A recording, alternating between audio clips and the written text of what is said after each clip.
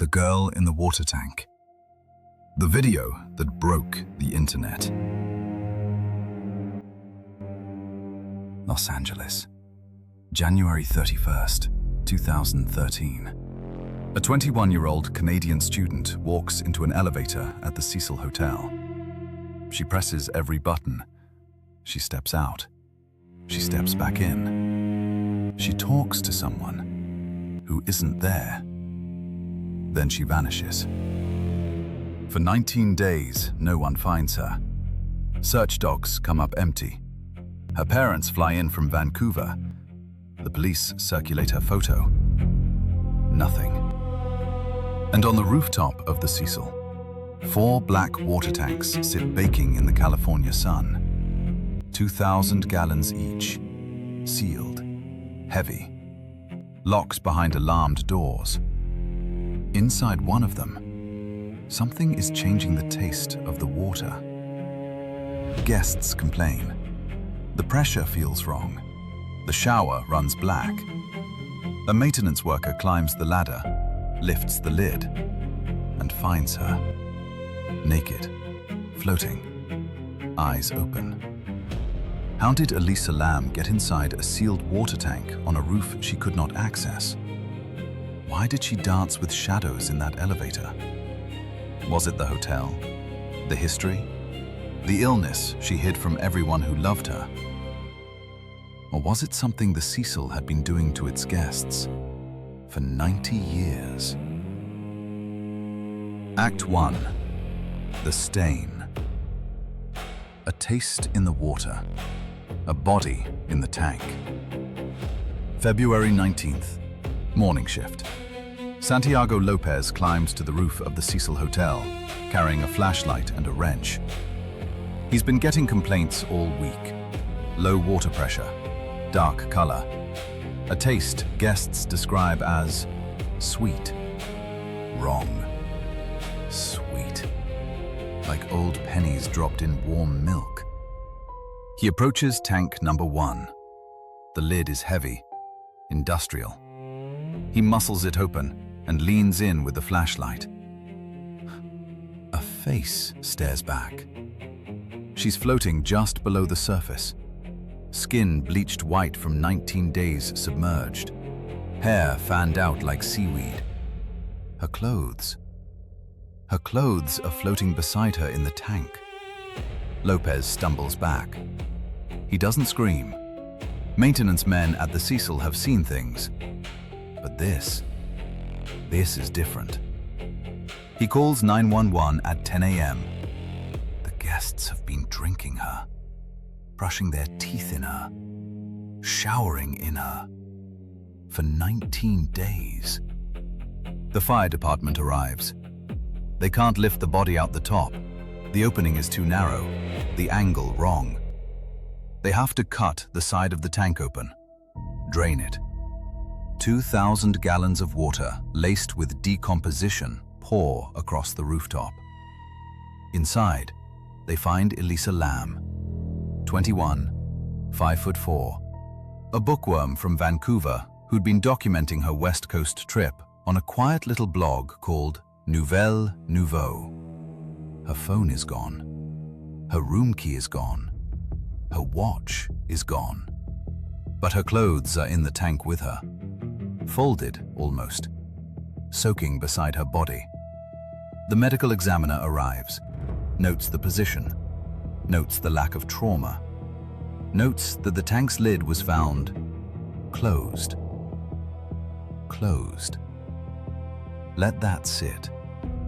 A 4'11", 90-pound woman climbs into a sealed water tank at the top of a hotel, through a door wired to an alarm, up a ladder bolted to the wall, strips, places her belongings beside her, climbs in, and somehow pulls the 100-pound lid shut behind her. The math doesn't work. The physics don't work. Nothing about it works. The autopsy will eventually rule it accidental drowning, bipolar disorder, a psychotic episode. Case closed. But before that ruling drops, the LAPD makes one decision that will detonate the case across the entire planet. They release the elevator footage. 4 minutes, grainy, black and white. A young woman alone in an elevator, doing things no rational person does. Hiding, counting on her fingers, talking to ghosts. The internet sees it, and the internet refuses to let her go. Act 2. The Shadows. A hotel with a 100-year body count. To understand the Lam case, you have to understand the Cecil. Built in 1924, 600 rooms. A grand marble lobby designed for traveling businessmen. Within 5 years of opening, the Great Depression gutted its clientele. By 1931, it had its first suicide. Then another. Then another. By the 1960s, the Cecil had a nickname whispered by cab drivers and beat cops: the Suicide. Skid Row grew up around it like rot around a tooth. The hotel rented rooms by the week, by the night, by the hour. Junkies, sex workers, the unhoused, the hunted, and the hunters. Richard Ramirez, the Night Stalker, lived on the 14th floor of the Cecil in 1985 while murdering 13 people across Los Angeles. He'd come back at dawn covered in blood, strip in the alley, and walk into the lobby naked. Nobody asked questions. Jack Unterweger, Austrian serial killer, journalist, charmer, checked into the Cecil in 1991. Deliberately, because Ramirez had stayed there. He strangled 3 sex workers during his stay. A baby was thrown from a window in 1944. A woman jumped in 1962 and killed a pedestrian on the way down. Pigeon Goldie Osgood, beloved of the neighborhood, was raped and murdered in her room in 1964. The Cecil didn't have ghosts. The Cecil had inventory. So when LAPD detective Wallace Tunnell catches the Lam case, he's not exactly walking into a sanctuary. He's walking into a building with a body count older than most of his colleagues. He pulls staff interviews. The front desk clerk remembers Elisa as polite, quirky. She'd been moved out of a shared room because her roommates complained she was acting odd, leaving notes on their pillows that said things like, "Go away," and "You want me to leave?" She'd been switched to a single, room 412. He pulls the elevator footage, watches it once, watches it twice, watches it 20 times. The behavior is not normal, but it's also not criminal. There's no second figure, no assailant, no hand reaches in. Elisa is alone for every frame. He pulls the rooftop access logs. The door to the roof is alarmed. If it opens, security is supposed to be alerted. The night Elisa disappeared, the alarm never went off. Either it was broken, or she found a way around it. Or someone with a key let her up. And the staff key. The staff key was never reported missing. Detectives interview maintenance men, bellhops, long-term residents. Everyone has a story. Nobody has a witness. The case calcifies. Cause of death, drowning. Manner, accidental. Bipolar episode, case closed. But out on the internet, something else is opening. Web sleuths download the elevator video. They slow it down. They zoom in. They count the seconds. They map the floor numbers she pressed. And one of them notices the timestamp on the footage has been altered. The LAPD released the video edited, slowed down, with a missing minute. Why? Act 3. The Deviant. The illness she hid. The hotel that called her name. Elisa Lam was not a victim of murder. She was a victim of a brain, Her family had been fighting for years. Bipolar I disorder, diagnosed at 19. 4 medications taken on a strict schedule. Lithium, Wellbutrin, lamotrigine, Seroquel. Without them, the floor of her mind opened up. Her blog tells the story. A young woman desperate to be normal, to travel, to take pictures of bookstores, to eat at little cafes in San Francisco and post about Murakami novels. She wrote about the loneliness of long bus rides. She wrote about feeling watched. She wrote about the depressions that lasted weeks. Her parents knew the trip was a risk.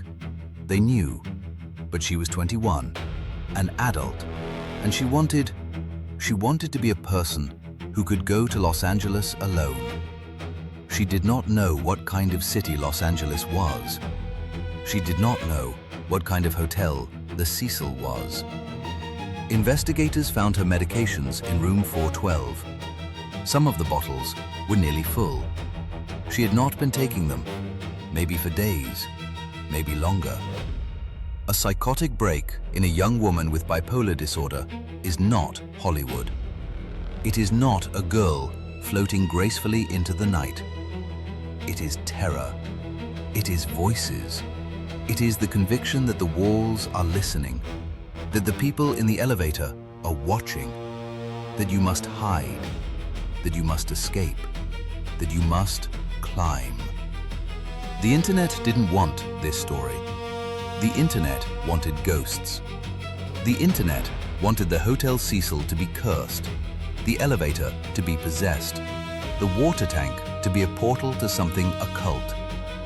They built theories. The film Dark Water, the video game Tomb Raider, a tuberculosis test called Lam Elisa.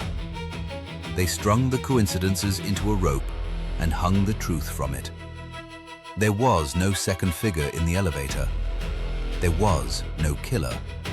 There was no cult. There was a sick young woman off her medications in the worst possible building in the worst possible city, having the worst possible night of her life. She got off that elevator. She found the fire escape that bypassed the alarmed door. She climbed 16 stories of metal stairs in the dark.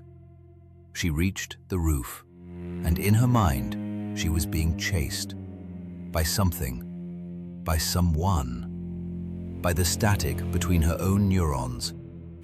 She saw the water tanks, black, quiet, a hiding place. She climbed the ladder. She lifted the lid. She took off her clothes. Psychotic episodes often involve disrobing, a phenomenon called paradoxical undressing. She lowered herself in. And then, the lid. The lid that was reportedly found closed. The detail that broke the internet's brain. Here's what investigators eventually concluded. The lid was not closed. The first responder reports said open. Internet rumors said closed. The truth was open all along. But the truth is boring. And the Cecil? The Cecil had one more body to add to its file. And the world had one more young woman to turn into a meme. The arrest was never going to come. There was no killer to arrest. But there was an accounting, and it was coming for the hotel itself. Act 4. The trap. The lawsuits, the rebrand, the truth that wouldn't drown. February 21st. The autopsy is preliminary. The cause of death is undetermined. The Lam family flies home to Vancouver with a coffin. They bury their daughter. They wait. For 4 months, the medical examiner's office holds the case. They run toxicology. They run psychological consults. They run the timeline against the elevator footage, frame by frame. And in June 2013, they release the final ruling. Accidental drowning. Bipolar disorder listed as a significant contributing factor. No drugs, no alcohol, no assault, no foul play. The LAPD closes the case. The internet does not. A rapper named Morbid stages a hoax confession. He claims he stayed in room 412 the night Elisa disappeared. He's quickly debunked. He was in Mexico. But the video racks up millions of views. Conspiracy theorists swarm. They accuse hotel staff. They accuse the LAPD. They accuse a man who'd checked out the day before. They harass him online for years. He eventually takes his own life in 2019. The Cecil's curse claimed one more name, just not the one anyone expected. The Lam family files a lawsuit against the hotel. Negligence, wrongful death, the roof access, the fire escape, the alarm that never sounded, the water the guests drank for 19 days.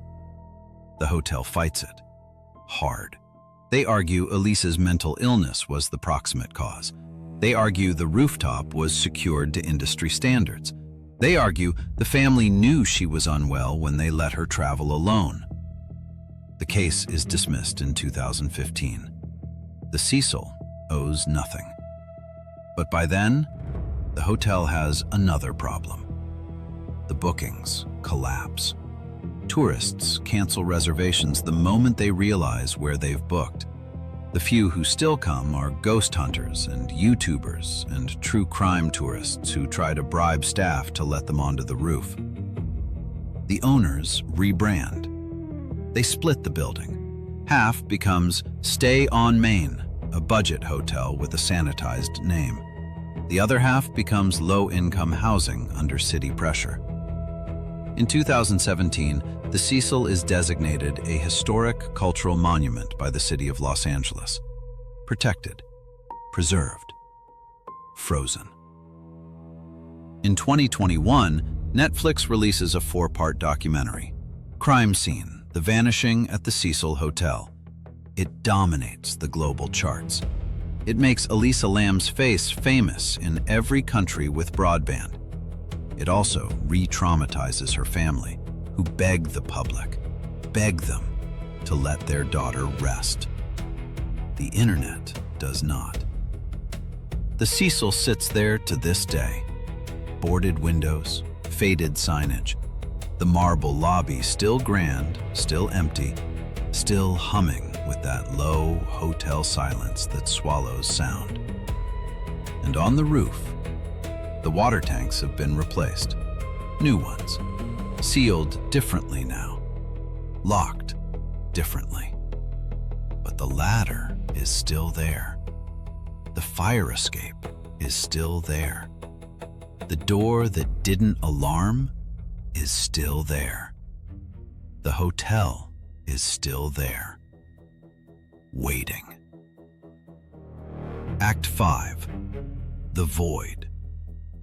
What the system saw, what the system shrugged at. Elisa Lam was 21 years old. She loved books. She loved fashion blogs. She loved the writers who wrote about loneliness because she felt it too. She wanted to be a fashion designer. She wanted to graduate from UBC. She wanted to be somebody her parents could be proud of. She had a serious, treatable, manageable illness. The American mental health system, the Canadian mental health system, the global mental health system, none of them have a real answer for a young person traveling alone, off their meds, in the throes of psychosis. There is no hotline that finds you on a roof at midnight. There is no algorithm that flags a young woman pressing every button in an elevator. There is no system that whispers in her ear, "Take your pill, sit down, call your mother." There is only the Cecil. There is only the city. There is only the cold water and the heavy lid. Her family sued the hotel and lost. Her image became a meme. Her last terrified moments became 4 million views, then 40 million. then 100 million. People made TikToks of her elevator dance.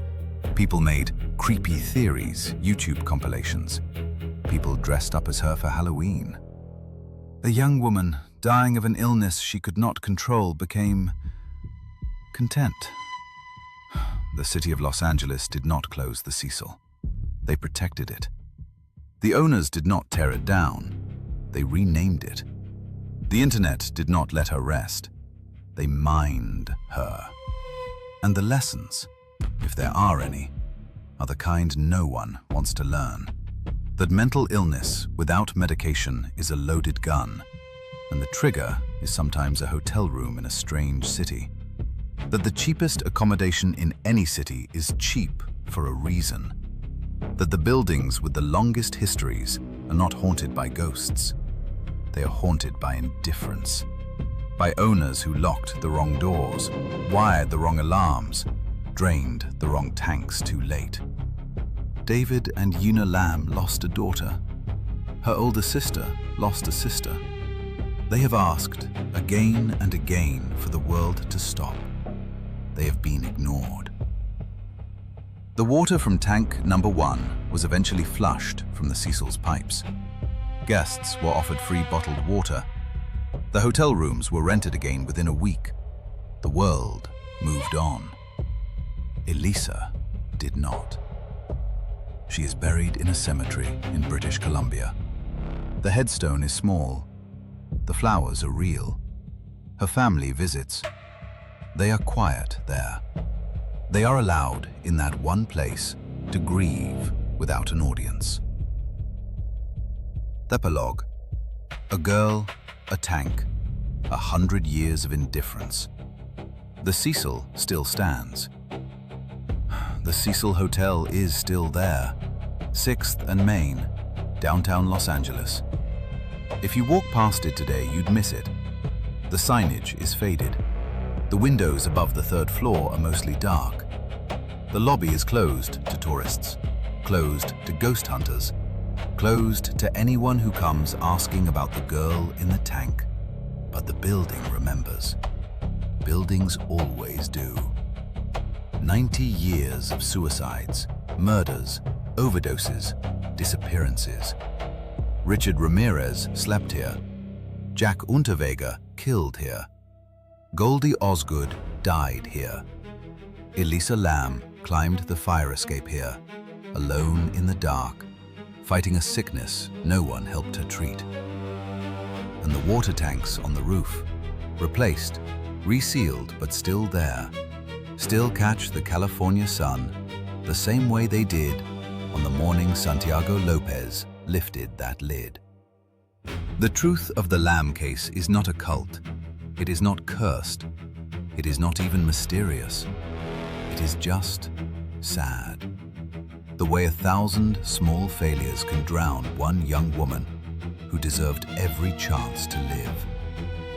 She was 21. She loved books. And she did not have to die on a rooftop in a city that did not know her name. The Cecil is still open. The next guest is already